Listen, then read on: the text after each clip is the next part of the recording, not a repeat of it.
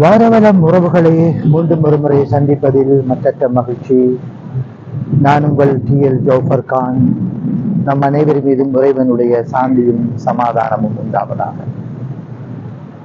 அன்னைய நாட்களில் எமது காணொளிகள் மக்கள் மத்தியில் அல்லது எமது வாரவலம் உறவுகள் மத்தியிலே பெரும் வரவேற்பை பெற்றிருப்பதை அவதானிக்கக்கூடியதாக இருக்கிறது. அவர்களுடைய பின்னூட்டங்கள் அல்லது நமக்கு தொலைபேசி ஊடாக அவர்கள் தெரிவிக்கின்ற வாழ்த்துக்கள், மேலும் மேலும் பல இவ்வாறான நல்ல பல கருத்துக்களை வெளியிடுங்கள் என்று அவர்கள் எமக்கு ஊட்டுகின்ற உற்சாகத்தை பார்க்கின்ற போது நமக்கு நடக்கின்ற அந்த நிகழ்வுகளை, அன்றாட வாழ்க்கையிலே நாம் சந்திக்கின்ற நல்ல பல தகவல்களை வாரவலம் உறவுகளோடு தொடர்ந்து பகிர்ந்து கொள்ளலாம் என்று நாம் நினைக்கின்றோம்.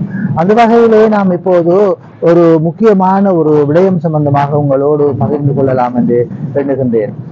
பாடசாலைகளில் அல்லது ஆன்மீக கற்கை நிலையங்களில், ஞாயிறு பாடசாலைகளில் சாதனை படைக்கின்ற மாணவர்கள் அல்லது பரீட்சைகளிலே சித்தி அடைகின்ற மாணவர்களுக்கு குறித்த நிறுவனங்கள் பாராட்டு விழாக்களை நடாத்தி பரிசு பொருட்கள், விருதுகள், சான்றிதழ்களை வழங்குகின்ற அந்த நிகழ்வுகளை நாம் அடிக்கடி பார்த்து வருகின்றோம். அவை வலிமையாக நடைபெறுகின்ற ஒரு விடயமாக மாறியிருக்கிறது.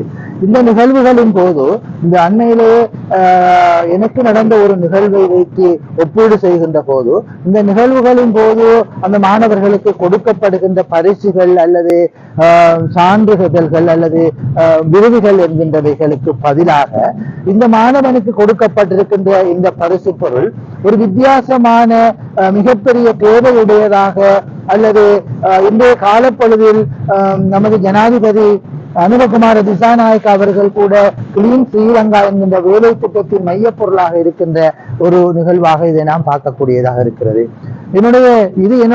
என்னுடைய வாழ்க்கையிலே நடந்த ஒரு சம்பவம். என்னுடைய இரண்டாவது புதல்வர் 5ஆம் ஆண்டு புலமை பரிசில் பரீட்சையிலே மட்டக்களப்பு கல்லடி சிவானந்தா தேசிய பாடசாலையில் கற்றுக்கொண்டிருந்த போது அவர் திறமை சித்தி அடைந்ததற்காக புலமை பரிசில் பரீட்சையிலே சித்தி அடைந்த அனைத்து மாணவர்களுக்கும் பாடசாலை நிர்வாகம் தென்னை மரங்களை, தென்னங்கன்றுகளை பரிசு பொருளாக வழங்கி இருந்தார்கள். அண்மையிலே நமது நாட்டிலே மிகப்பெரிய ஒரு நெருக்கடிகள் ஏற்பட்டது. தேங்காய் ஒன்றின் விலை ஆண்டுகளுக்கு முன்பு பரீட்சையிலே சித்தி அடைந்தமையை பாராட்டி 2 தென்னங்கன்றுகளை அவர்கள் வழங்கி இருந்தார்கள். குறித்த தென்னங்கன்றுகளை என்னுடைய வீட்டின் வளவுக்கு பின்னால் நடுகை செய்த போது சுமார் 4 ஆண்டுகளில் அந்த தென்னை மரம் காய்க்க தொடங்கியது. இப்போது நான் நினைக்கிறேன், கடந்த ஒரு தசாப்த காலமாக நாங்கள் தேங்காய்களை வெளியில இருந்து கொள்வனவு செய்வதில்லை. அந்த மரத்தில இருந்து காய்க்கின்ற காய்களை தான் பறித்து தேவைக்காக உபயோகித்துக் கொள்கிறோம். நான் இங்கு உங்களோடு எதை பகிர்ந்து கொள்ள வருகின்றேன் என்றால், இவ்வாறு பரிசு பொருட்கள் அல்லது சாதாரண சான்றிதழ்கள், உதாரணமாக 5ஆம் ஆண்டு புலமை பரிசில் பரீட்சையிலே சித்தி அடைகின்ற ஒரு மாணவனுக்கு அல்லது ஒரு மாணவிக்கு சான்றிதழை வழங்குகின்ற போது அல்லது வேறு விதமான அடையாளத்தை வழங்குகின்ற போது அது எந்த வகையிலுமே அவர்களை பிரயோசனத்துக்கு உட்படுத்தப்படாத ஒன்றாக இருக்கிறது. சாதாரண தரத்தில் அல்லது உயர்தரத்தில் சித்தி அடைகின்றவர்கள் அல்லது சாதனை படைக்கின்றவர்களுக்கு சான்றிதழ்களை வழங்குகின்ற போது அவர்கள் தொழிலுக்காக செல்கின்ற நேர்முக தேர்வுகளுக்காவது அது பயன்படுத்த முடியும். ஆனால் இவ்வாறு சிறு குழந்தைகளாக, சிறுவர்களாக இருக்கின்ற 5ஆம் ஆண்டு புலமை பரிசில் பரீட்சையை சித்தி அடைகின்றவர்களுக்கு இந்த சான்றிதழ்களை வழங்குகின்ற போது எந்த பிரயோசனமும் அதனால் இல்லை.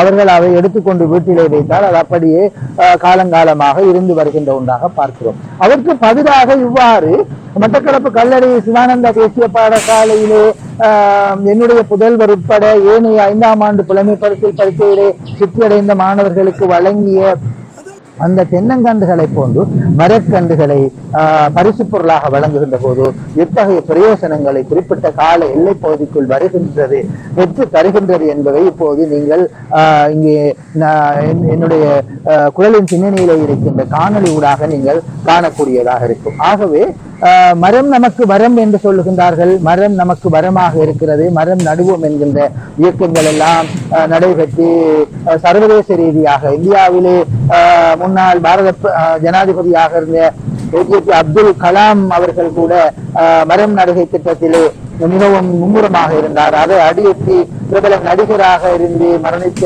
விவேக் அவர்கள் 2 கோடி மரங்களை நடுகின்ற ஒரு திட்டத்தை முன்னெடுத்து தமிழ்நாடு எங்கும் மரம் நடுகை திட்டத்தை மேற்கொண்டு வந்தார். அந்த வகையிலே மரங்களை இவ்வாறு தென்னை மரம் அல்லது வேறு மரங்களை, மரச்செடிகளை, மரக்கண்டுகளை பரிசு பொருளாக வழங்குகின்ற போது உண்மையிலே காலப்போக்கிலே அது மிகவும் பயன் தரக்கூடிய ஒன்றாக இருக்கும் என்பது இந்த பகுதியினூடாக நீங்கள் அறிந்து கொள்ளக்கூடியதாக இருக்கும் என்பது என்னுடைய எண்ணப்பாடு.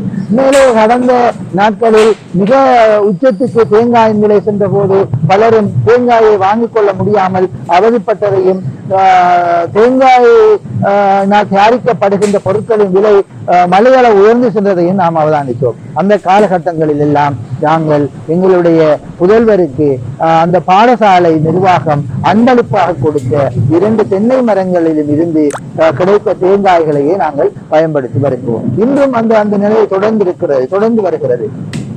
ஆக மரங்கள் என்பது எப்போதும் பிரயோசனப்படக்கூடிய ஒன்றாக இருக்கிறது. இந்த மரங்களை நடுவதனூடாக, மரங்களை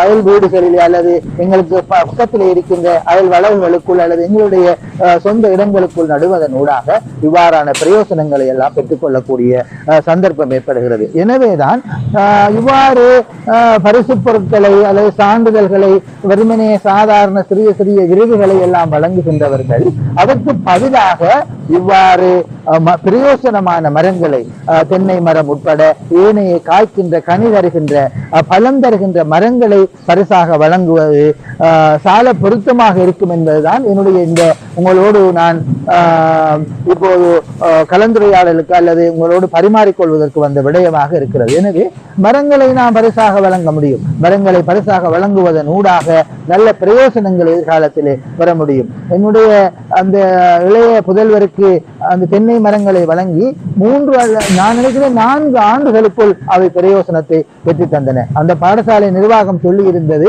இவற்றை நீங்கள் நட்டு 5ஆம் ஆண்டிலே இருக்கிறீர்கள், காப்போத்த உயர்தரத்து சாதாரண தரத்துக்கு வருகின்ற போது நாங்கள் வந்து பார்ப்போம், அப்போது இந்த மரம் காய்ப்பிருக்க வேண்டும் என்று. உண்மையிலேயே அவர்களுடைய கூற்றின்படி அந்த கால பகுதிக்கு இடைப்பட்ட காலத்திலேயே குறித்த தென்னை மரங்கள் காய்த்து பிரயோசனம் தந்ததை எம்மால் அவதானிக்க கூடியதாக இருந்தது.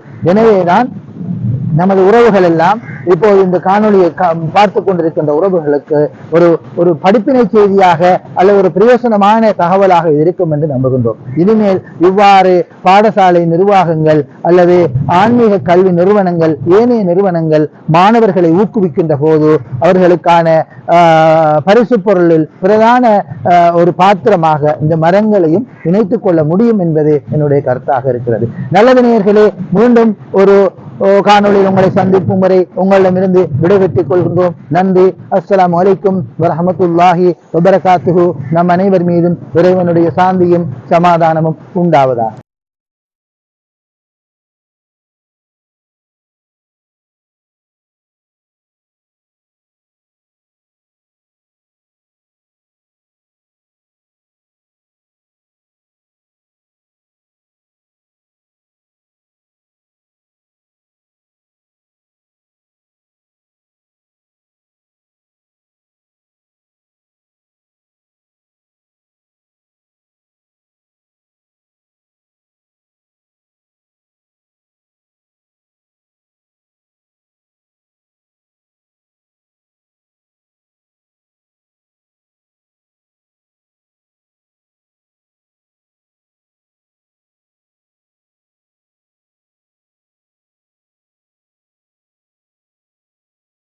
₹230 வரை விலை உயர்ந்து சென்ற அந்த நிகழ்வையும் என்னுடைய புதல்வருக்கு வழங்கப்பட்ட அந்த பரிசு பொருளையும் வைத்து பார்க்கின்ற போது சுமார் 8 அல்லது